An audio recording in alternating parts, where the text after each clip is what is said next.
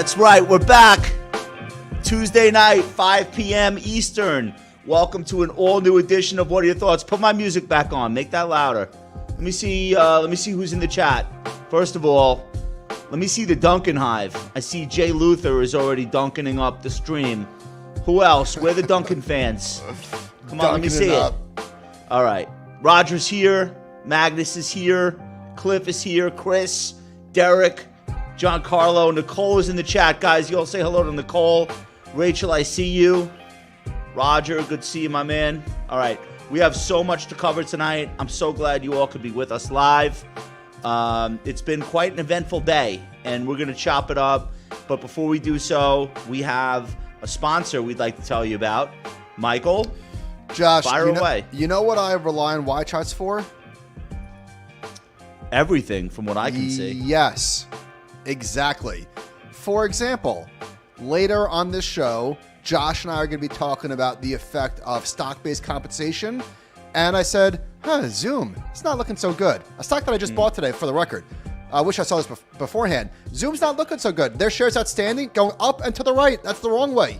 That's the wrong way. We want to see share buybacks, not share dilution. I use Y charts for everything. I've got my lists, economic data, this, that, the other. Phenomenal. Can't live without it. You guys, if you're watching this show on YouTube, you will see that we are laden with charts from Y Charts. This is like the most indispensable tool.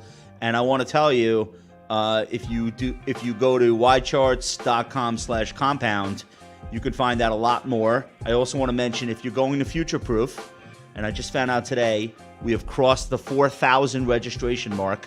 So 4,000 people are. If you're one of them, don't miss the Y Charts booth.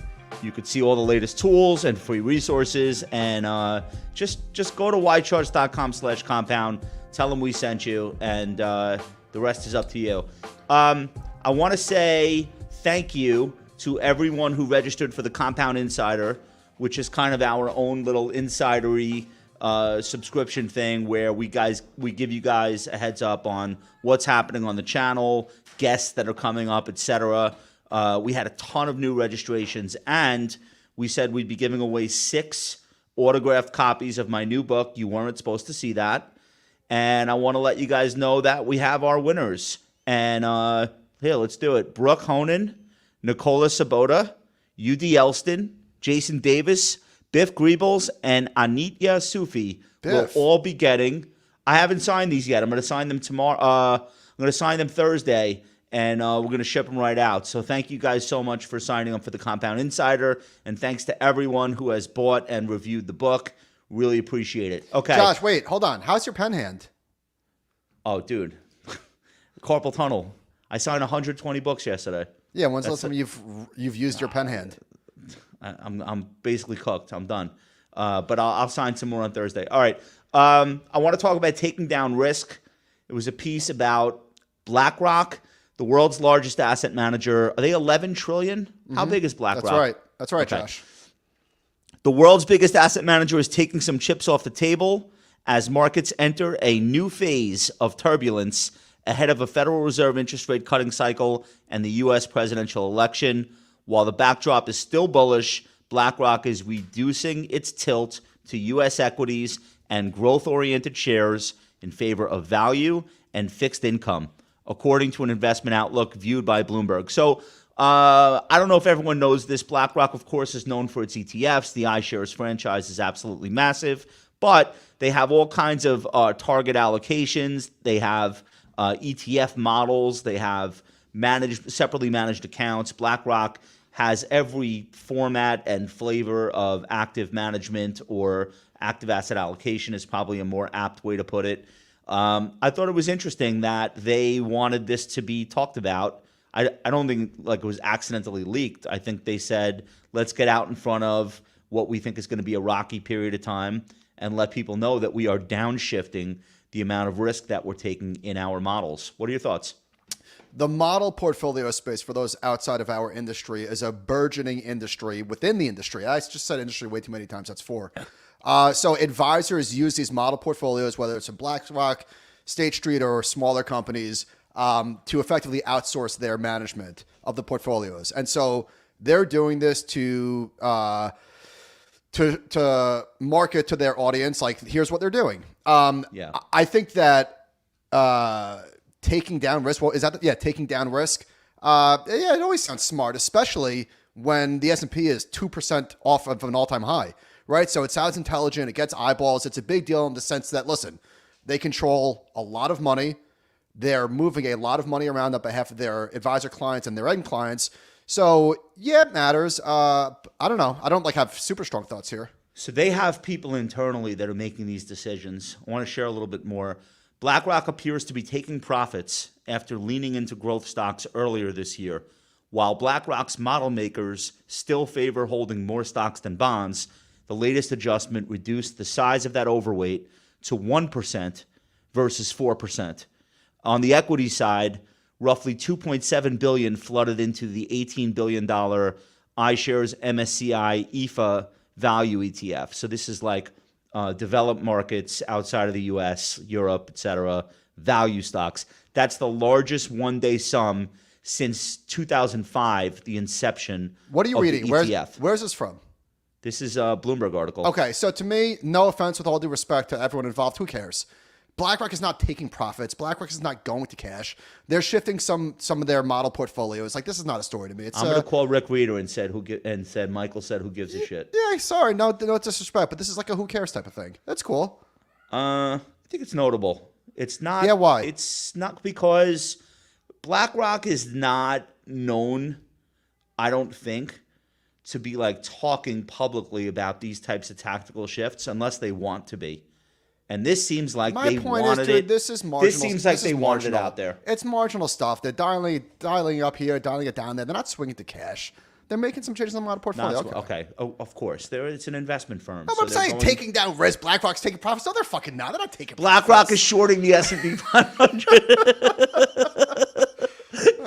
That's a story. That's a story. Right. They say it's the uninversion you need to watch out for.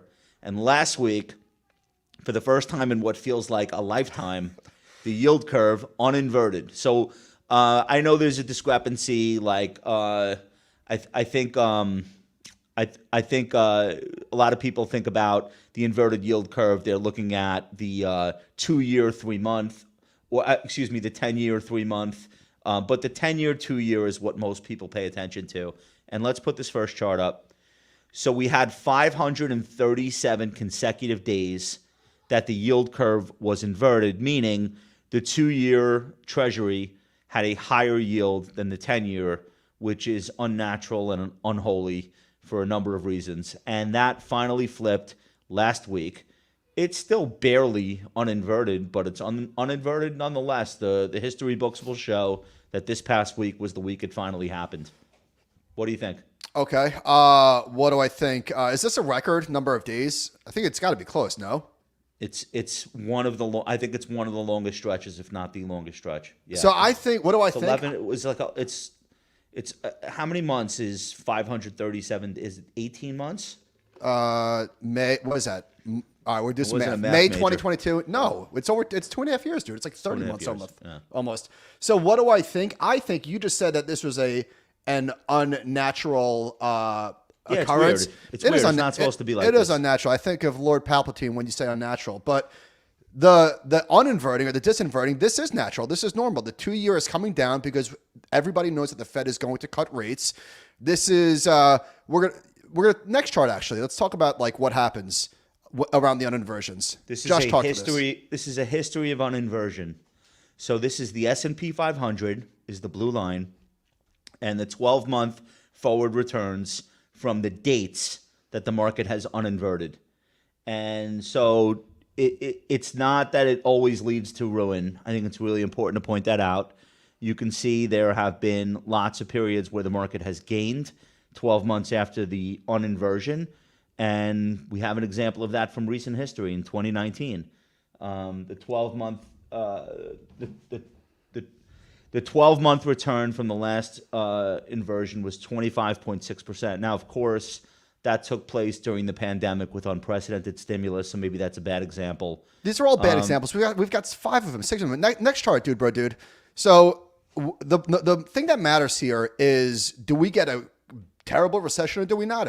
And obviously we did in 2000, we did in 2007. But look at 1982. That was the bottom. Look at 1990. Not a bad time to put money to work. 2019. So it doesn't have to be catastrophic. Michael, but I think what scares people is the two examples you didn't just mention. December 2000. I literally just mentioned them. Nice try. And June 2007. I did mention them. Yes, if it uninverts because the Fed is panic cutting, chart off. I want to look at this guy. If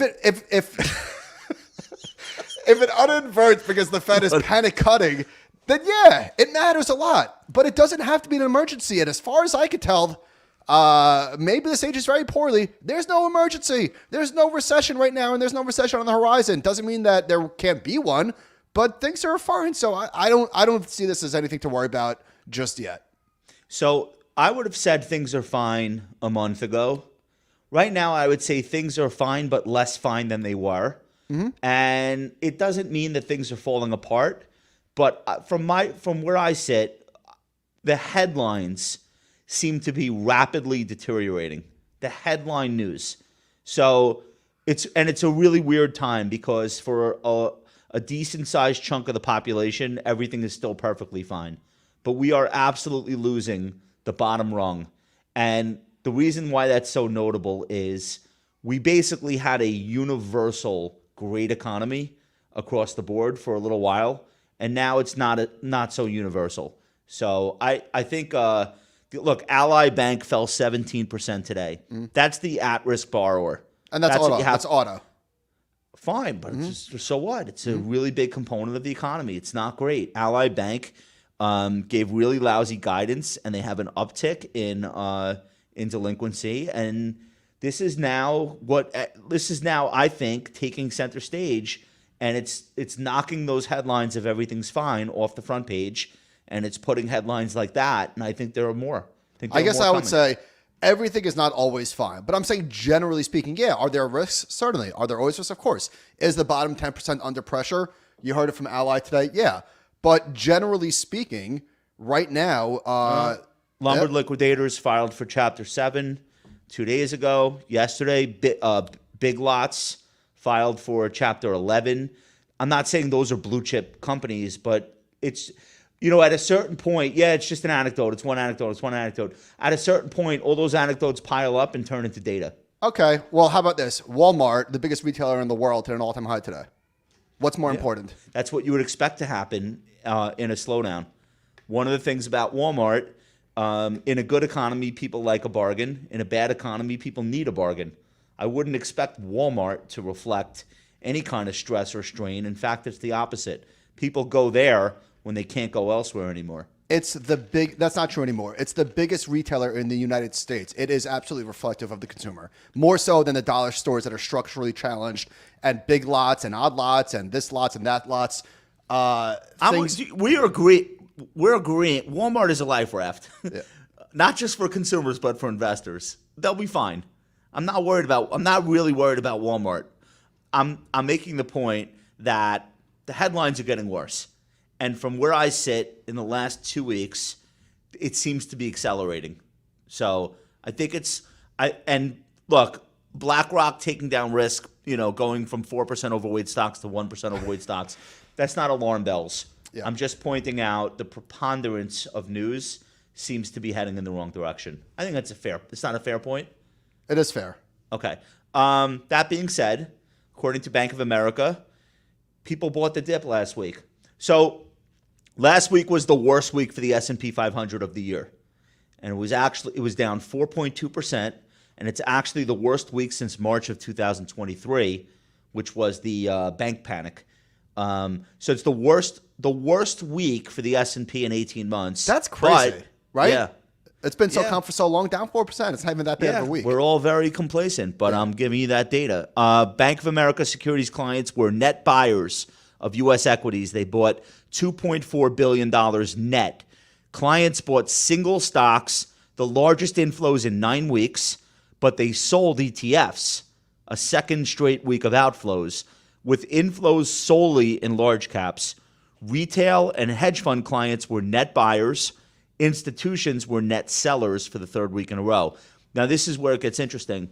Obviously, Bank of America and Merrill Lynch handle a lot of corporate clients doing buybacks. They say buybacks accelerated to their highest level since late June. Year to date, buybacks as a percentage of S&P 500 market cap are still on pace for a record year in our data history. Record year. This is the 4-week average, the dark blue line. And then the year-over-year change is the light blue. So you can see this is like a healthy year for buybacks relative to last year, relative to any year, quite frankly. And I guess it's a good thing that they came in last week with the stock market down 4% and change, the worst week in 18 months, and they bought back their stock. That's how it's supposed to work. Corporate buybacks accelerated to their highest. Oh, sorry. The biggest buybacks were in tech and communication services, which we know means Microsoft, Apple, Amazon, Google, right. Clients bought stocks across 8 of the 11 sectors, led by tech and comm services, which continues to have the longest buying streak, 23 weeks. So there's a lot more there, but I guess that's a silver lining to the worst week of the year. The buyers came out. It didn't help stock prices immediately, but I do think buybacks are cushioning the downside in individual names. What do you think? Yeah. You saw the numbers. These are big numbers. People are buying stock. Companies are buying stock. I think we don't disagree. The headlines are deteriorating to normalizing, but things by and large are okay. Can we put that second buyback chart up?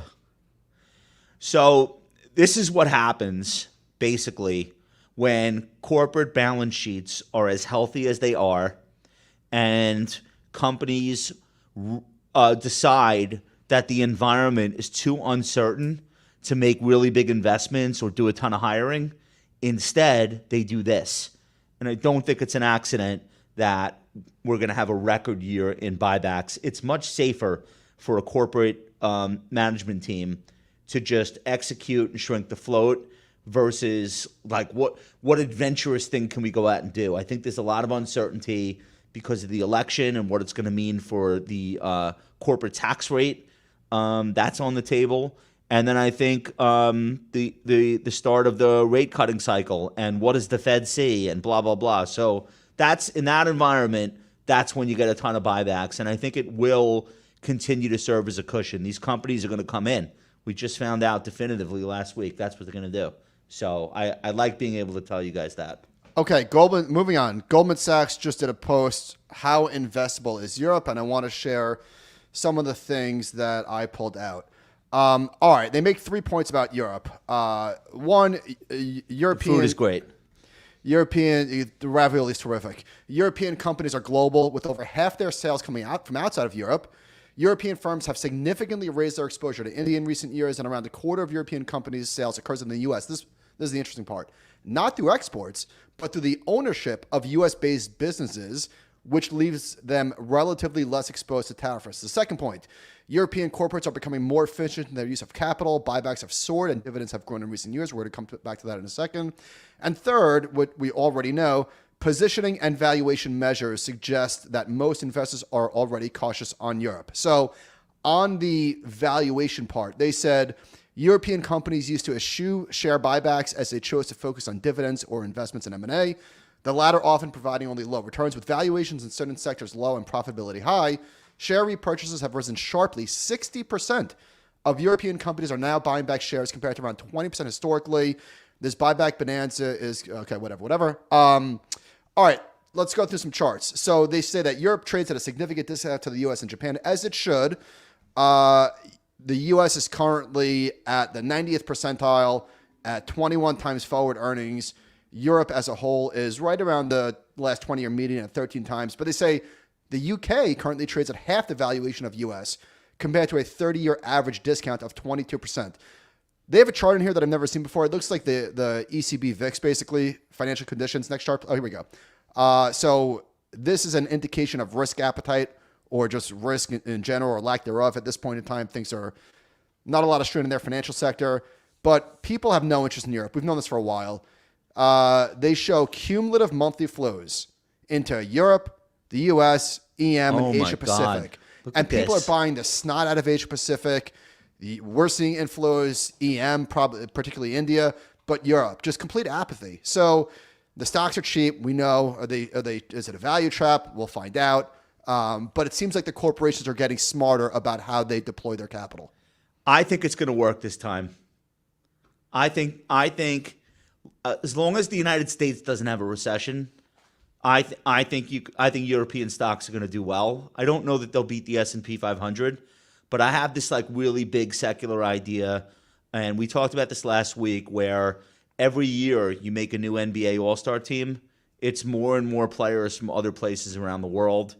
You look at the Olympics, you just see incredible competition for our U.S. team, which of course always wins, but like they get scared. I've drawn the distinction between the way that we used to think about European companies and how we think about them now. Europe has some incredible success stories, and they're going to have more. And I don't think, look, it's 13 times earnings. The U.S. is 21. So humor me. Maybe the U.S. should be 20 or 21, but should Europe be 13? Yeah. I really don't think so. You know the granolas? Yeah. So Goldman coined this term, the granolas, which is their Mag 7, which is 25% of their overall market. It's GSK, Roche, ASML, Nestle, Novartis, Novo Nordisk, L'Oreal, AstraZeneca, SAP, and Sanofi. And those companies have compounded tremendously over the past couple of years with less volatility than the Mag 7. They're growing and they're carrying the European market. So we'll see. Maybe this is the time, maybe not. I want to share something with you that Mario Draghi put out yesterday. This is the future of European competitiveness. I read the whole thing. It was really good. He diagnoses the problem with Europe. And remember, we talked about this, about the United States capital markets. Mm-hmm. So what Draghi wrote was like, what do we do about this situation? The ECB and the EU, these are two centralized institutions that don't have the same authority that the federal government in the United States has, or that the one-party system in China has. How do we marshal our resources and fix the situation? So I just want to share this with you. This is Mario Draghi, and anybody can find this PDF. It's out there. Europe is stuck in a static industrial structure with few new companies rising up to disrupt existing industries or develop new growth engines. In fact, there is no EU company with a market capitalization over 100 billion euros that has been set up from scratch in the last 50 years. All 6 companies with a valuation above €1 trillion in the United States have been created in this period. As EU companies are specialized in mature technologies where the potential for breakthroughs is limited, they spend less on research and innovation. Europe spent $270 billion less than its U.S. counterparts in 2021. So there's a huge gap in innovation. We understand that. We know that. It's a really big problem. And I thought that this was a good chart showing this. All right, this is venture capital investment by development stage: seed, early stage, later stage. Look at the Europe versus the United States. How could you possibly produce trillion-dollar companies if this is what you're doing in the early stages? Literally, late-stage venture capital is 82% smaller than the United States in dollar terms. So this is back to Draghi. As a result, many European entrepreneurs prefer to seek financing from U.S. venture capitalists and scale up in the U.S. market. Between 2008 and 2021, close to 30% of the unicorns founded in Europe relocated their headquarters abroad, the vast majority moving to the U.S. I spoke about this today with Ben, and the thing that I said is, he was like, well, how does this get fixed? How did this happen? It's just a matter of our culture of risk-taking and innovation compounding over years and decades. All of the talent wants to be here because our economy is so dynamic and so supportive of these entrepreneurs. Yeah, so Draghi talks about all the research and innovation money is being spent by automakers. Like that's like their cutting edge tech is like whatever Volvo is doing. And one of the issue when they survey business people, like what's the problem? It's regulation. So, there are a lot of positive things that people living in the European Union feel about their way of life, like a very strong social safety net, etc. They get to spend, I think, half of all business days protesting, which is fun. But what comes along with that hyper regulation is people that want to try something new. It's just easier to go somewhere else and do it. And that is at the heart of what Draghi is saying. So I don't know that European tech is going to be like a theme. I just think you're going to have more Novo Nordisks. You're going to have more exciting growth companies in Europe than you have today. And it sounds like they get it. So like maybe that's the first step is they're like, well, what is America doing that we're not doing? It's been a long time since you've heard anyone with a high ranking in Europe even thinking that way. Macron is thinking that way. Several people in Eastern Europe are thinking that way. I feel like they're going to get it. They're going to eventually get it more right than they have. They need to start microdosing to catch up. I would agree. Definitely more mushrooms. I want to talk about so this gets to the heart of something that we have been saying on this show for over a year. We've been dead right about this idea. Peter Brookvar wrote this today about the Federal Reserve rate cuts. Federal Reserve rate cuts will certainly ease the pressure off anything or anyone reliant on debt. Let's do some very easy math on the flip side of that. And he's talking about the trade-off. So there's this assumption that cutting rates is stimulus. I'm not so sure I agree. The beneficiaries of interest income, particularly the lenders to the U.S. government, that's you if you own a Treasury bond ETF or a money market. In the 10 years leading into the first Fed rate increase in March 2022, the average one-year T-bill rate was 0.74%. On $1 million, that's $7,400 in pre-tax income on average. A rate around 5%, which is what it is today, is $50,000 in income. So $7,400 then versus $50,000 today. That's quite a difference, with the balance paying for many things, including vacations and trips and restaurants. So as the Fed cuts rates, those relying on savings for spending, particularly baby boomers for cruises and other things, that income will be reduced. In fact, that $50,000 in annual income becomes possibly $40,000 by year end and maybe $30,000 by next summer if the Fed funds futures are accurate. Hang on. Go ahead. We're talking about the income of somebody that has $1 million sitting in cash. That person is rich and is going to spend regardless of what interest rates are. On the flip side, what about people that are burdened by debt, that are being crushed by high interest rates? Michael, there's $6.3 trillion in money market funds earning 5% right now. And I promise you, after 3 interest rate cuts, you know what's going to happen? People are going to go on Facebook and Twitter and say, the Fed is stealing my income. I'm telling you that that's coming. Hold on. I said that a year ago, that interest rate cuts are going to be like, people are going to feel like the Fed is robbing them. Yeah. Interest rate cuts. Where's my income? Yeah, interest rate cuts are going to feel restrictive to some people. The Fed is punishing savers. Yes. Yeah. 100% this is happening. Yeah. Put the chart up. Counterpoint, when housing comes back, how stimulative is that going to be? Mira.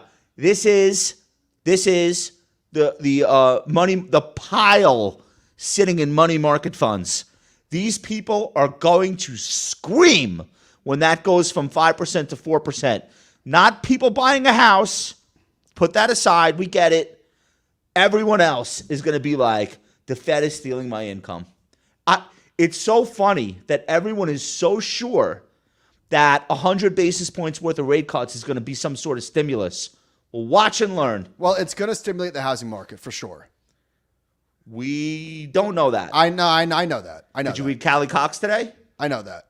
Did you read Callie Cox today? I know that. The mortgage rate has already fallen, and we are not seeing pending applications. You know why? Because people know it's going to fall even more. Could be. And it's going to. Could be.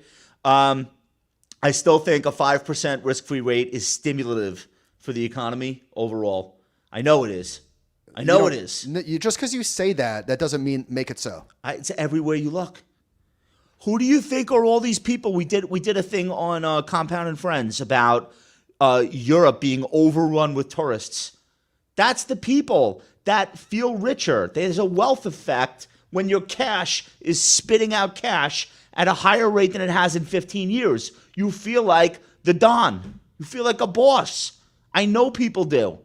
I talk to people. I'm a man of the people. You're no such thing. Yes, I am.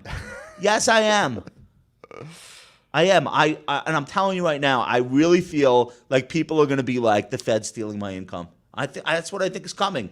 I am active in the community. All right, I'm done. Well, I am very excited. I am very excited to see the reaction, not just like right away, but like just the mood over the course of time when the Fed cuts, because it's cutting, and you might be right. We'll see. All right, let's talk about tech dilution. You should get out and talk to people more like I do. Yeah. Touch the public. You and Ben are like living on another planet. Excuse me, watching us Earthlings. I spoke to my housekeeper all day today. I don't know what you're talking about. I speak to tons of people. Okay, go ahead. All right, here's a great chart on the ramp of stock-based comp. This is from MedFaber via Michael Mobison. Stock-based comp as a percentage of sales for the Russell 3000. Back in the day, stock was not currency. Stock was not a way to incentivize people to come to the company the way that it is today, in lieu of cash compensation. So, chart off this: the impact of issuing shares and not buying back shares has a real impact on things like earnings per share. It really matters. So Tom Reiner from Altimeter, I believe we did an update on this last year, but we're going back to the sources. There's some really good stuff in here. So he starts by saying we've seen a reversion to pre-COVID levels of dilution for software and internet companies. Chart on, please. And even mega cap tech has been slowly trending towards 0.5% dilution. So you saw what happened in 21, 22. It just got out of hand. These companies got crushed. The market was not having it. We're talking about profitability, and these guys are just like, I don't know, they're out to lunch or something, but just issuing to employees. So there's a great... Michael, so with stock-based compensation, it's this thing where they're not paying cash for this portion of their employees' compensation. So the cost ends up being borne by shareholders in the form of dilution. Yes. Okay. So he has a great chart showing that companies are growing slowly and diluting excessively. These are the classic value traps where they look super cheap, but if you roll in the 5 to 6% dilution, they're just a melting ice cube from a shareholder's return perspective. So if you're Box or Twilio or Zoom, these are the top left companies, and you can't re-accelerate growth. You need to do an aggressive slash or get in line so you're not just treading water. So he breaks this down. On the top left, you've got the death zone. And on the bottom, you've got the the next 12 months consensus revenue growth. And on the y-axis, you've got the run rate dilution. The top left is not where you want to be. It means you're not growing. What companies are these? And you're diluting your shareholders. So that's, what did I say? That's Zoom, that's Box, that's Twilio. And then you've got the dilution issues today that might be okay depending on the companies and where they go.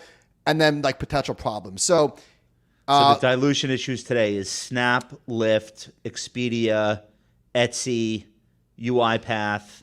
So these are companies where their growth is either slowing or moderating, and they're not pulling back on stock-based comp. Next chart, he said these Snap maniacs are notorious. Crazy. They've never made money a single year since being public, and they've issued more stock than anyone, I think. John, show this chart of Zoom of the average shares outstanding that I've been telling you guys about. Yeah, Look, this is bullshit. So it seems to have potentially peaked, but boy, oh boy, this company better get the memo real quick. Where are the activists? This company has gone from, since 2019, they had 255 million shares outstanding. They're up to 307 million shares outstanding, and the stock is in an 80% drawdown. What the hell is this? Wild. So I bought the stock today, just a little bit. It's spitting out gobs of free cash flow. It's trading at 12 times forward earnings, and for good reason though. The market, rightfully so, has no confidence in A, these earnings, and B, management. Look how they're treating shareholders. So we'll see. We'll see how that goes. But one more chart: technology company dilution versus market cap. He shows way over to the right. What a surprise. It's the best companies on earth are all the way to the right. You've got Microsoft and Apple. Interestingly, though, he notes Meta and Google are diluting at 2 to 3 times the rate that Apple and Microsoft are. But these are companies that have their shit together. They're growing like wild, and they're not just giving out stock like it's going out of business. But look at the ones at top. So he color codes it. Again, these are the ones that we showed earlier. All right, so Twilio, for example, let's illustrate this. Twilio is diluting at a rate of 6% per year, which is almost off the charts compared to everyone else. And then on the bottom, it's showing it has a $10 billion market. It's showing it's also one of the smaller companies on here. So it's Snap, a standout. Snap, Roblox, and Snow are really out of control. These are giant companies north of $50 billion. Well, I don't know if Snap's $50 billion. In fact, I know it's not. But these are just massive companies that are just treating their investors like crap. So I'm really excited for Make the Case in a few topics because I'm going to show you the opposite of what you're describing. All right. Lastly, he says one that I think is interesting to call out, and we spoke about this a lot over the last couple of years, is Robinhood.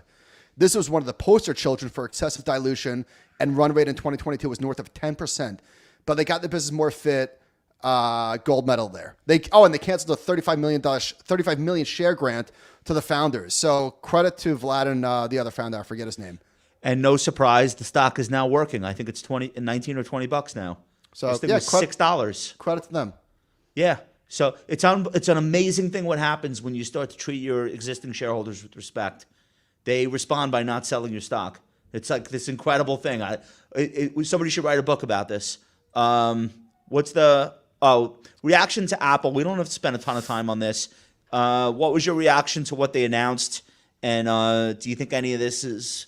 It wasn't really market moving. No, because it wasn't really. It was nothing. They've got some new colors. They've got a new camera button. Looks kind of interesting. They spoke about the AI stuff. What is it? Apple Intelligence, which they spoke about previously. There was not a whole lot. But they seem not ready. No, they're not ready because the phone's not ready and the AI integration isn't ready. And the so what was the point? I almost think they would have been better off not doing this. It was weird. It was a nothing burger. I think people wanted to see a fully formed vision of how the new iPhone will incorporate all these AI tools, and they kind of just danced around it. I did think that the button on the side of the phone was cool. Yeah. Where like you could slide your finger and that will zoom the camera lens in and out. Mm-hmm. I mean, that's cool. Okay. Yeah. But what do I do with this stupid outer box? It's probably not going to work. All the new colors for the AirPod over ear. What are those called? AirPod Max. The Beats. Yeah. They're AirPod branded, but they look like the headphones you have. Okay. That look cool. Some of the new watch colors, the new metallic watches, those look cool. Yeah, the new phones look cool. There's like a dark blue one. They're like, yeah, it looks neat. But was it an event worthy? It seems sort of underwhelming. It was very underwhelming. I'm surprised the stock didn't give back more. I want to give you a couple of Wall Street analyst reactions though. Anyway, even though it didn't really do much. First of all, let's set the scene. Could you believe this guy? It's like every Tuesday. Pick it up. I want to pick it up. I want to tell Chris. Hold on, you're in trouble. Hey, Chris, how are you? We're live. We're live on the air. Yeah. Is there an emergency? Oh, you're recording right now, aren't you? Dude, do me a favor. Throw that phone out the window. Here, the iPhone 16 range is hugely important for Apple at a time when consumer demand for new smartphones is slowing, said Ben Wood from CCS Insight. The range is the first to support Apple Intelligence. Okay, fine. Dan Ives chimed in. Our friend Dan. He seemed the most excited out of everyone, which I guess would not be a surprise. Dan Ives said the new era of personalization and how consumers interact with their phones has now begun, and we believe this will cause a renaissance of iPhone growth, high single-digit growth upside for Apple over the next 12 to 18 months, and drive the shares higher with a $4 trillion market cap in 2025. We estimate roughly 300 million iPhones globally have not upgraded in 4 years. They better. The stock is discounting some of this at least. The stock's had a great run. He has them selling 240 million iPhone units in fiscal year 25 because of the AI-driven upgrade cycle. Do you know what they normally sell in a year? That sounds like a hell of a lot of phones. I don't really have a baseline for that. It sounds like a lot though, right? 240 million? Here's Gene Munster. I mean, it's 760 million away from $1 billion. The functionality that people are going to use, the paradigm shift that I'm talking about, is going to be available in October and November for U.S. users, and that will be free if you upgrade your phone, your hardware, your Mac, or your iPad. So, Mike, that's like kind of that's kind of like that's kind of a big deal that it's that all of this AI stuff is free, at least to start. They're like underwriting the cost of ChatGPT and all that stuff. I think that might be enough to get people excited. I guess I could picture it. Last thing here from Munster. He says, quote, "The timing and pricing of Apple's new products is noise. What matters is we are entering into an AI paradigm shift in which only Apple can provide a unique consumer experience." I think that's true. Yeah. I think that's true. I think they're not first. They don't even own their own technology here. They're using someone else's. I just think they'll do it best. So, all right, moving on. I had some people over on Sunday. My dad texted me, "What's that email about?" with 4 question marks. I said, "I don't know what you're talking about." So he sends me a printout. And I scroll, I zoom in, and it says, "I suggest you read this message carefully. Take a minute to relax and breathe and really dig into it because we're about to discuss a deal between you and me, and I am playing games. You've been a bit careless lately, scrolling through those filthy videos and clicking on links, stumbling on some not. How does this person know?" Anyway, it had my address on it. It said, "Dear Michael and Robin," and it got sent to my dad. So my dad freaked out, called me twice, said, "Call me immediately." And I said, "Dad, it's a scam."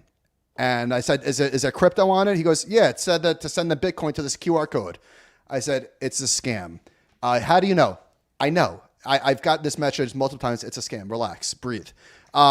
This scam-plosion that we're witnessing is really fucking out of control. And it does seem like, I don't know how they slow it down. So crypto fraud increased 45% last year to $5.6 billion, according to the FBI. There was a big piece in the Wall Street Journal about pig butchering and what to know. So they said, the interviewer said, "Are you seeing more pig butchering because of the rise of crypto?" The person said, "Absolutely. The rise since 2019 for victimization is almost 2,000%. Why does it work? The social engineering aspect is very powerful. I have stories that are very sad. Folks have been warned that they're getting scammed, and yet because they've been socially engineered, they actually continue to invest." So they preferred people with titles like doctors and dentists and IT professional. And so it's really, really gross stuff. A lot of these scammers are trafficked human beings. So these are people that are like enslaved that are scamming you. When a human being is subjected to that kind of circumstance, their will to succeed is intense because their life or their family's life depends on it. So they said, "Does the FBI know who's running these scams?" And they said, "Yes, absolutely. Can you get them?" And he said, "There are treaties between those specific countries and the U.S. We've taken steps. We work with multiple organizations, including the Secret Service, Department of Homeland Security, and we're applying pressure on these countries to start to take action." I got an email today from Swan, a Bitcoin company. It said, "Don't withdraw to Coinbase wallet." It is relentless, and you and I sort of take for granted that, of course, these are scams, but people just don't know. You've been targeted, or people are faking Josh Brown and targeting people, and you and I know, well, why would people listen to us? And people listen to it. It's really horrific shit. People are listening to it, and how do we control this? We're not controlling it. We're doing a terrible job. And it all boils down to whether or not the 10 largest internet companies in America want to get serious about protecting their users. And so far, they do not. And I got to tell you, I'm furious about this. There have been people impersonating me, Tom Lee, Bill Ackman, Jamie Dimon. A lot of those people I'm naming are like billionaires, and they'll be fine. I'm like just a regular person. And every Monday, there's a new set of ads that pops up. I get a new wave of text messages from my friends. "Is this really you? This looks fake." It's like clockwork. It's every week. We now have a direct conduit into Meta where we're sending these fake accounts and they're closing them down, but the new ones keep popping up. And the reason why, by the way, $5.6 billion lost to crypto-related crime in 2023. The numbers are now too big. I am telling you, if you're a Meta shareholder, I genuinely think the risk is the feds are going to kick down their fucking doors and demand records on what they're doing to stop this. I hope so. I am telling you that risk is going unappreciated by Meta shareholders. The feds have raided other companies for significantly less than the absolute international crime wave that the unholy trinity of Facebook, Instagram, and WhatsApp are now facilitating. I can think of zero good reasons why Facebook allows somebody in Eastern Europe to create an account and start running ads in front of U.S. users. What good could that possibly do other than Meta making a couple of dollars? In what way could that possibly be positive? All I can think about is how that could be negative. Why does somebody sitting in Illinois need to be served ads coming from an account that was created yesterday in Nigeria? Like, how could that what's the good outcome? Explain it to me. Nobody can. It's absolutely disgusting, and it's going on every single day, and real people are being hurt. We're directing people to submit tips to the FBI. I don't know if there's any response. The FBI probably overwhelmed with the amount of people complaining. Well, Meta has no incentive to shut it down because they're being paid. Well, here's the incentive. I am telling you, I genuinely believe before the end of this year, there's going to be a huge issue for them. Yeah. Meta is over-investing in GPUs and under-investing in security for their users. It's like they don't give a shit at all. And they're saying, oh, we can't do anything about... Really?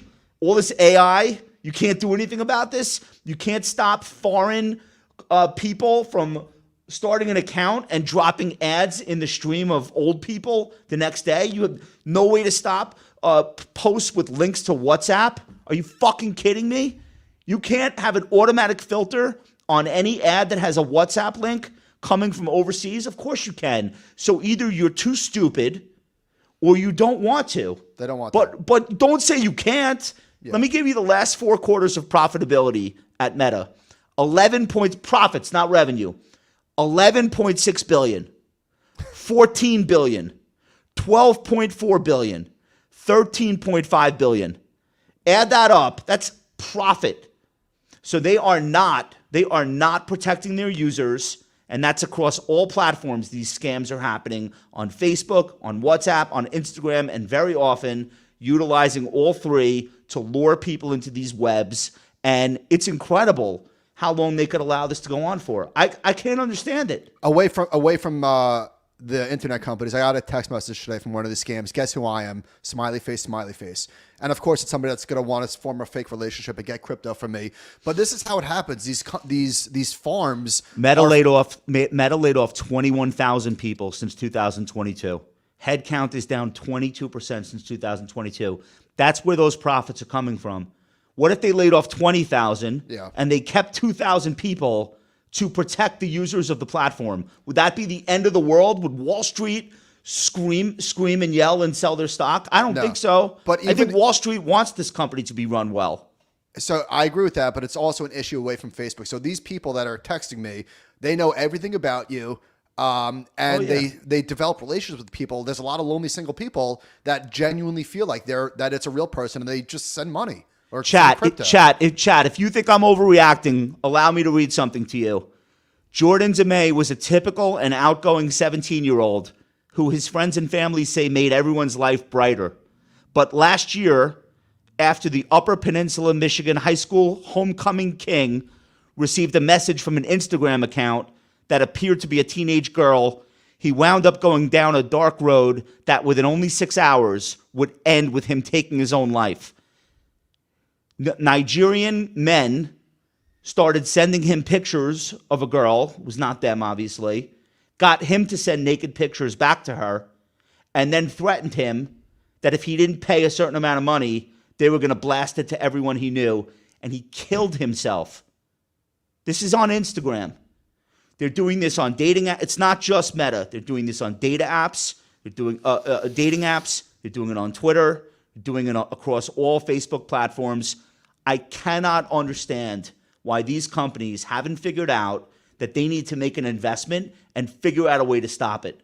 It's literally, we're talking about death at this point. We're not talking about crypto scams. Yeah. It's at a certain point, somebody has to realize, hey, this is going to cost us more money if we don't invest in safety. And again, I'm sure they would trot out all these stats, how much they spend on blah, blah. Well, it ain't working.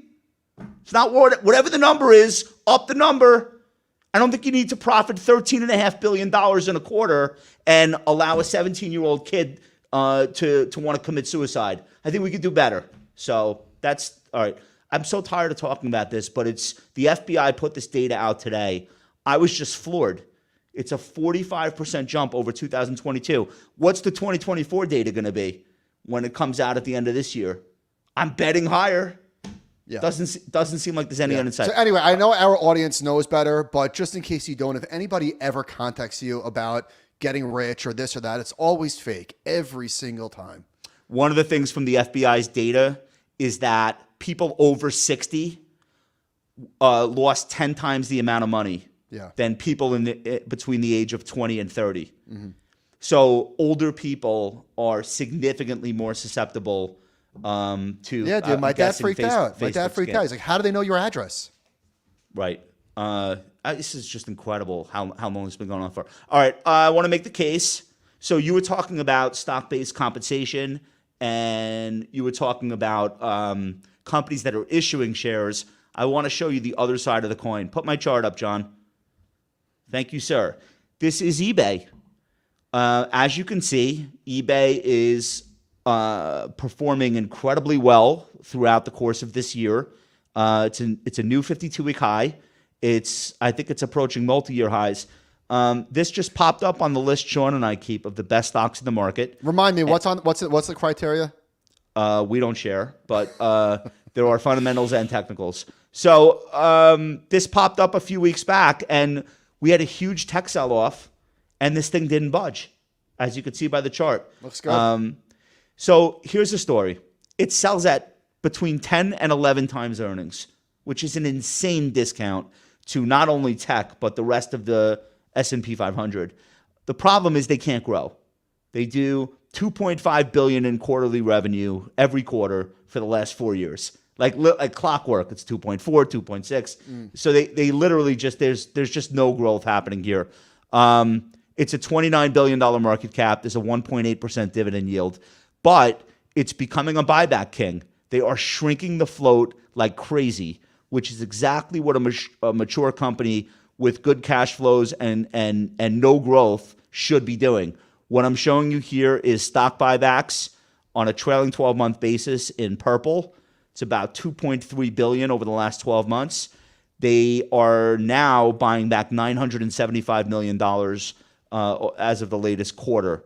So you're just seeing this steady flow of buyback activity. They keep shrinking the float, and that's why, despite having no growth, the stock continues to climb. Last quarter, they bought back $1 billion worth of shares at an average price of $52. They have another $1.9 billion remaining on the current buyback authorization. They raised their 2024 share repurchase target to at least $2.5 billion. Since the beginning of 2002, eBay has returned $7.3 billion through dividends and repurchases, which represents 150% of its cumulative free cash flow over this period. Let me show you this last chart. It's a great looking stock chart. This is average diluted shares outstanding. As you can see, plunging from 1.25 billion to 507 million. They are gobbling up as much stock as they can, and this is why the stock is working.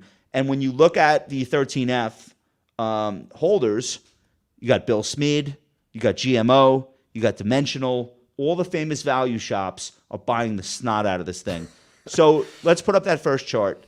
Here's the trade. And I don't have this trade on, which is how you know it's going to work. The 50 day is in orange. What I would do, but I don't want to jinx it for anyone else. What would do, but will not. If I trusted my own instincts, here's what I would do. I would ride this thing, and I would use the 50-day moving average. I would use it as a trailing stop. I would not look at it daily. I would just reevaluate every Friday on a closing weekly basis. Is eBay above or below its trailing 50-day rising 50-day moving average? And that's how I would risk manage the position. You can see that this stock has respected that 50-day all summer long, and now it's breaking out to new highs. Nobody's down in this stock, so it really looks good to me. We'll see what happens, but I like this kind of story of share buybacks better than I like dilution from stock-based compensation. I love this chart so much, I'm not going to buy it and just watch it. Could you go higher and higher and higher? Just at 70, we'll revisit. I love this. I love this setup. It looks great. As a reminder, we don't do investment advice on this show. Trade at your own risk. What I would do is just continue to watch it go higher and not take my advice. That's classic. What I will do. That's classic. What I will do. Okay. Right. All right. I've got a mystery chart for you, Josh. I forget which is the first chart, so let's turn it on and jog my memory, if you will. Okay. I remember now. This is a cherry pick starting point to show you that the end results over this period of time from February of 2021 to today are even. And I got to tell you, February 2021, that's quite a long time ago. Again, we're talking 3.5 years. 3.5 years. The orange line, as you can see, is the S&P 500, and the purple line is one of the best companies in the world. And it's an individual company. Yeah, it's one of the best companies in the world. You would think that over the last 3.5 years, it has kicked the snot out of the S&P 500, when in fact, it hasn't. Hey, Pat, I'd like to solve the puzzle. Yes. Alphabet. Correctamundo. Look at me. Look at me go. I've got two more. Are you impressed? I am. I've got companion charts. I actually bought Google today. We had a lot. By the way, we had a lot of correct guessers in the chat. Okay. A lot of Googles. I pulled the trigger on Google today. Maybe I'll make the case for it next week. Next chart, please. In fact, you know what? I'll make the case right now. Go ahead. All right. So it's been 905 days going back to February 3rd, 2021. It's been 905 days. So I had ChartKid Matt look at all of the 905 rolling day periods going back to 2010. And it's underperformed by 5%, which is a rarity. So then I said, hey, you know what, ChartKid Matt, do me a favor. Make me a scatter plot of this with forward 6-month relative returns to the S&P, and let's see what we see. So this shows the rolling 905-day change. Again, I know it's cherry-picked. And what happens 6 months later. So Matt shows the average 6-month relative forward performance, meaning Google net of the S&P, is 3.1%. That's when Google outperforms. Okay, so 6 months after it outperforms on average. Great. When Google underperforms over a 905-day rolling period, the average 6-month relative forward performance, again net of the S&P 500, is 14.5%. That's over a 6-month period. That's not a whole lot of time. So that's what's going on with Google. The stock is stuck in the mud. It's acting like complete crud, and I bought the dip. I own it, so I am in the crud with all the shareholders in Alphabet. It's weird. This is a very streaky stock. It doesn't at all resemble Meta or Apple.